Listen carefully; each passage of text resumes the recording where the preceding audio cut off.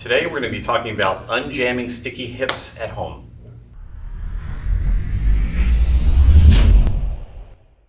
Probably once or twice a week I have someone ask me about their hips.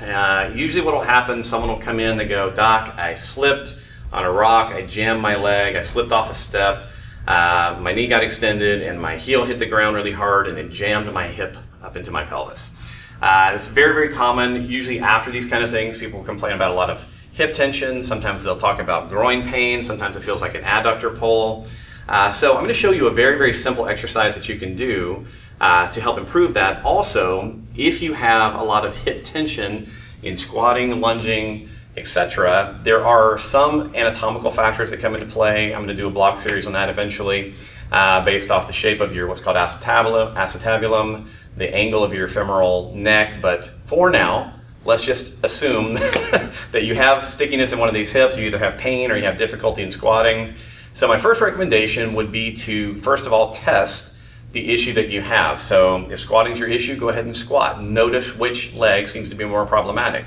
If you already know that you have an issue on one side, test a couple of movements that are potentially difficult for you. Either they feel really tight, they feel restricted, or painful, and we will use those movements to reassess the result of the exercise. Now, the exercise is really simple. I will tell you that you are going to need a fairly large jump stretch band or some kind of other loop band. That's what usually makes this most successful. Now, I'm using actually a lighter band just for demo purposes. If I was doing this with a bigger athlete or someone my size, I probably would go up one more level in the band width just to give some additional traction. With that said, if you only have small bands available, you can use 2, you can use 3. So there's lots of different ways to increase the amount of force that you're using in the traction.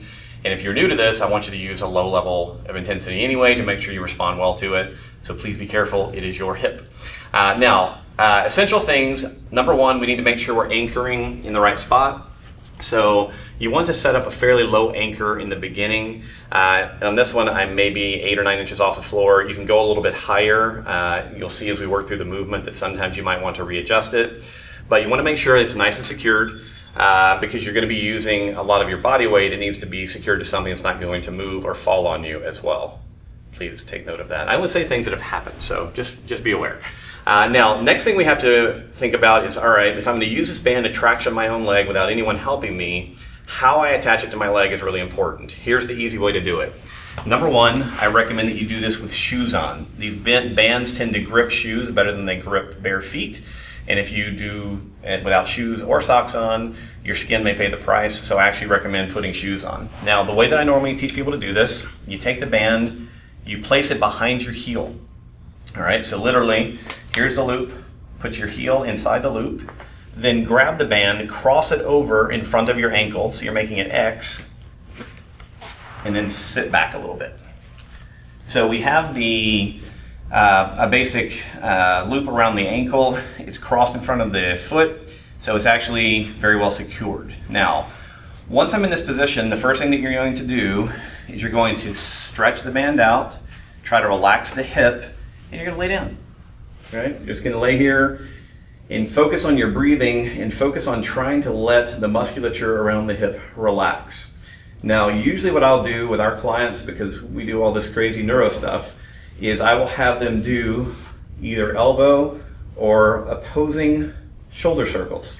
All right? There is some neural connection between the right hip and left shoulder, so some basic shoulder work, what we call camshafts. Anything to relax the opposing shoulder can sometimes help relax this hip.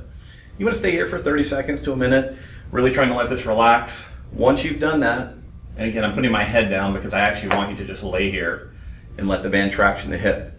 Now, once you have some relaxation, I want you to start just working on allowing some space into the hip as you rotate it in and out. Notice that I'm grabbing around what's called the greater trochanter. It's the big bone that you can feel on the outside of the hip. If you grab around that, that gives you a guide to where you're supposed to feel the movement and also where you want to feel some relaxation occurring. Now, one thing that you can do is try to relax the ankle as well. It takes a little bit more coordination to relax the hip while pulling the toes up. So if that's not working for you, try to relax the whole foot and just let the band hold on to you. So we're going to begin in this position, 30 seconds to a minute. Once you feel it's relaxed, and you've also done your internal, external rotations, maybe 5 or 10 reps of that, we're now going to go to position 2. For position 2, we're going to take this opposite leg, we're going to step across. All right, so we're now kind of in this new position. We're sitting up a little bit. We've come across the body with the opposite leg. So we've got some, basically what would be considered internal rotation happening in the hip that has a band on it. So this is where you have to be careful. If this is uncomfortable for you, you can just skip over this version of the exercise. But once I'm here, again, I like to actually sit up a little bit. As I sit up a little bit, you'll feel more traction occurring, maybe through your abdomen, lower abdomen, also the hip and pelvis on that side. You can spend a little time here. Again, you can add rotations, internal, external rotations at the hip. That greater trochanter is going to be against the ground, so you will now get some feedback from the ground on whether you're moving there. Okay? So again, just try to relax it. As you relax, you should feel a little bit more traction. So 30 seconds to a minute. Now we're going to position 3. For position 3, we're simply going to rotate into this position. All right, so now it's almost like we're trying to crawl, but we have one leg caught behind us. So here, all that we really need to do is lean away and let the band kind of increase its traction in the hip itself. I usually in this position will also do some ongoing internal, external rotation. Sometimes I will hold the position that feels tightest and use some additional traction there. Typically what I find by now is that the hip is relaxed enough that you have to go a little further to continue to feel traction in that hip. Now I also usually will have people just kind of slide the opposite side of the pelvis around to increase some of the additional traction. Once that's done, you can kind of carefully come out of it, point your toes, release the band, and then you can retest the hip. This will typically take you, again, 30 seconds per position to 1 minute, maybe a minute and a half, depending on how tight you are.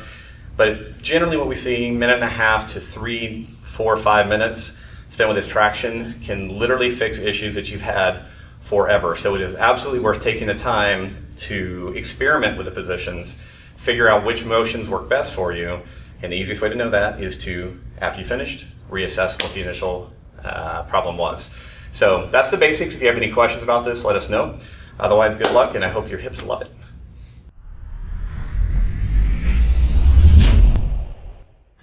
Sun's out, guns out. It's the only exercise I do. Biceps. Have to cut that part out. Last one. If you guys are good, it'll be the last one.